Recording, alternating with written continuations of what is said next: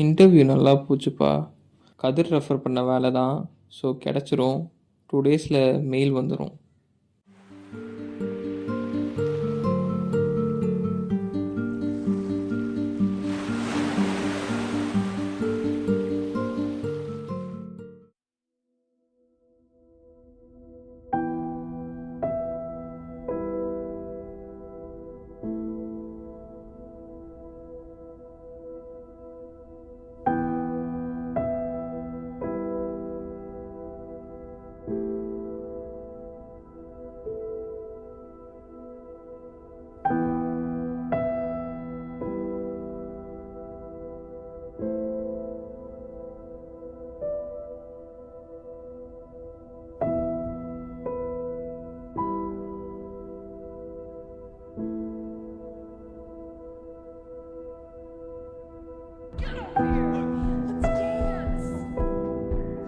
I don't give a fuck anymore.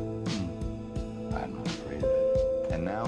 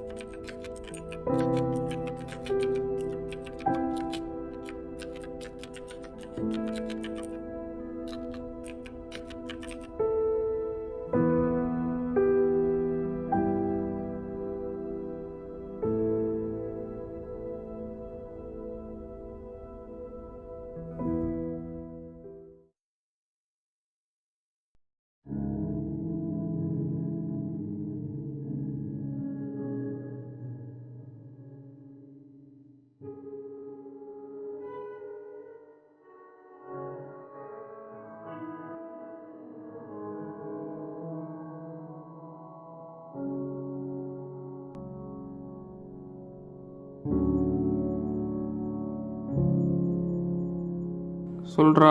ஏன்டா குரல் ஒரு மாதிரி இருக்கு? அவர் தான் சொன்னாரா? அம்மா நேற்று என்னடா ரெஸ்பான்ஸ் மெயில் வந்துச்சா? வந்துச்சு. வழக்கம் போல தான். We have selected another candidate. Best of luck for your future endeavors-னு வந்திருக்கு.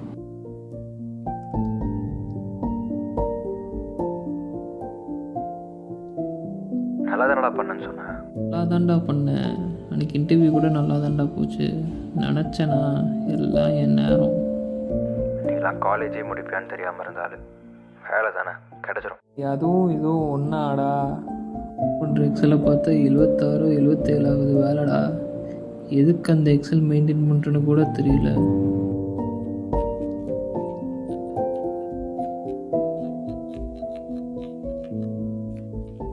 வேலை தான் கிடைக்கல. அட்லீஸ்ட் எழுதியிருக்க நாவல்ஸ் ஏதாச்சும் பப்ளிஷ் பண்ணலான்னு ட்ரை பண்ணுறேன். ஆனால் எந்த பப்ளிஷரும் ரிப்ளை பண்ண மாட்டேங்கிறான். போன வாரம் கூட ஒருத்தனுக்கு என் டிராஃப்ட் அமுச்சு விட்டேன். அவன்கிட்ட இருந்து கூட ஒரு ரிப்ளையும் காணும். நேற்று நைட்டில் என்னால் ஒரு சென்டென்ஸ் கூட எழுத முடியலடா. 3 நாளைக்கு முன்னாடி ஒரு எடிட்டரோட நம்பரை நெட்டில் கஷ்டப்பட்டு பிடிச்சி ஃபஸ்ட்டு 20 பேஜ் படிங்க, பிடிச்சா நான் உங்களுக்கு ஃபுல் நாவல் அனுப்புகிறேன்னு அவருக்கு வேறு அனுப்பி வச்சுருக்கேன். இது வரைக்கும் எந்த ரிப்ளையும் காணும். என் நேரத்துக்கு வரவும் வராது. பேசாமல் எல்லாத்தையும் விட்டுட்டு இழுத்து மூடிட்டு ஓடிடலாமான் இருக்கு. இல்லை இவர் வேறு மெசேஜாக போடுறாரு. ஒரு நிமிஷம் இரு. இவர் தான் இப்போ கால் பண்ணுறாரு. இன்னைக்கு ஈவினிங் நீ பேசிவா, நம்ம பேசிக்கலாம். டே, அவ்வளோ தூரம் நான் வர முடியாதுடா. இப்போ இருக்க மூடுக்கு அங்கே வந்தால் மட்டும் நம்ம மாறவா போகுது. நம்ம வேணால் வீக்கெண்ட் பார்த்துக்கலாம். நீ இப்போ எந்த ரெசல்ட்டில் இருப்பேன்னு தெரியும். மூட்டு வா, நானும் ஈவினிங் வந்துடுறேன். ஒரு நிமிஷம் இருடா. இவர் வேறு பண்ணிகிட்டே இருக்கார். சரி, ஓகே, நான் வரேன். சாயங்காலம் வரேன். ஈவினிங் பார்க்கலாம்.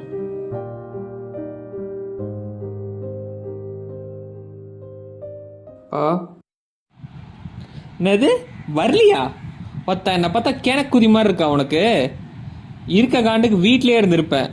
பீச்சுக்கு வா பேசிக்கலான்னு கூப்பிட்டு இப்போ வரலனா என்னடா அர்த்தம்? டேய் திடீர்னு மீட்டிங் உட்கார வச்சிட்டான்டா மேனேஜர். ஃபோனே பார்க்கல. இப்போ தான் டைம் பார்த்து உனக்கு கால் பண்ணுறேன். வேணும்ட்டே பண்ணலடா, உடனே கத்தாதுண்ணே. ஒரு மெசேஜ் பண்ண தெரியாது உனக்கு? எப்பா டேய் சாரிடா, திரும்ப கூப்பிட்றாங்க, நான் போகிறேன், நைட் கால் பண்ணுறேன். நீ ஃபோனே பண்ண வேணாம், என்னை ஆளை விடு.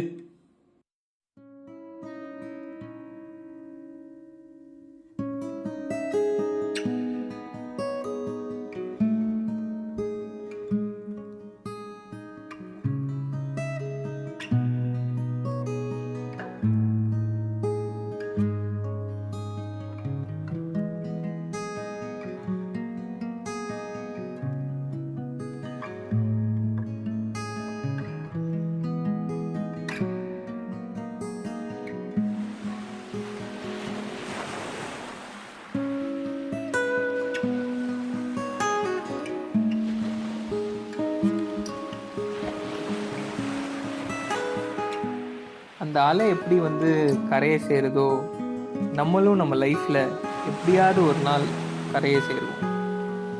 எப்படின்னு கேட்டால் தெரியல. ஆனால் அந்த அலைக்கு எப்படி காற்று இருக்கோ அந்த மாதிரி நமக்கு நம்ம லைஃப்பில் ஹோப் இருக்கணும். ஹோப் இல்லைன்னா நம்மளும் நடுக்கடலில் தத்தளிக்க வேண்டியதுதான். ஹோப் கிடைக்க பல வழிகள் இருக்குது. இங்கே சிலருக்கு காதல் அந்த ஹோப்பை தரும், சிலருக்கு ஆர்ட் தரும், சிலருக்கு பாடல்கள் தரும், சிலருக்கு படங்கள் தரும். அந்த மாதிரி நிறைய பேருக்கு நிறைய விஷயங்கள் தரும். ஆனால் அது கொடுக்குற அந்த ஹோப் ஒன்று தான். நம்ம எல்லாரும் ஒரு நாள் அந்த அலையை போல் கண்டிப்பாக கரையை சேரும்.